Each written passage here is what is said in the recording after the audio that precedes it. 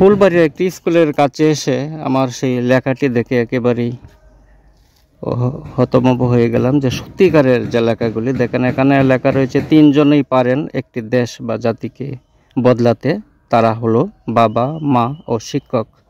APJ Abdul Kalam. দেখেন সামনে কিন্তু আরও অনেক লেখা রয়েছে। যে জ্ঞানের পথে বের হয় সে আল্লাহর পথে বের হয়। এখানে লেখা রয়েছে যে শিক্ষা গ্রহণ করে তার মৃত্যু নেই, আল হাদিস। এখানে লেখা রয়েছে সুশিক্ষার লক্ষণ এই যে তা মানুষকে অভিভূত করে না, তা মানুষকে মুক্তি দান করে, রবীন্দ্রনাথ ঠাকুর। এখানে লেখা রয়েছে মাদককে না বলুন এবং বাল্যবিবাহকে প্রতিরোধ করুন। এই লেখাটি দেখে একেবারেই না পড়ে যেতে পারি নাই। এখানে আরেকটি লেখা রয়েছে ব্যক্তির দেহ, মন ও আত্মার সুষম বিকাশের প্রয়াস হলো শিক্ষা, যে মহাত্মা গান্ধী লিখেছেন। এরকম পুরো দেওয়ালটিতে কিন্তু সেই লেখাটি রয়েছে। আসলে আমরা কিন্তু বই পড়ি না।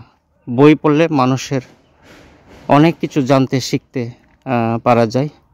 সবাই ভালো বই পড়ি, নিজেকে গঠন করি, জাতিকে গঠন করি, আমরা সুশিক্ষায় শিক্ষিত হই। কি বলেন? সবাইকে অভিনন্দন জানাচ্ছি আমি, তৌফিক।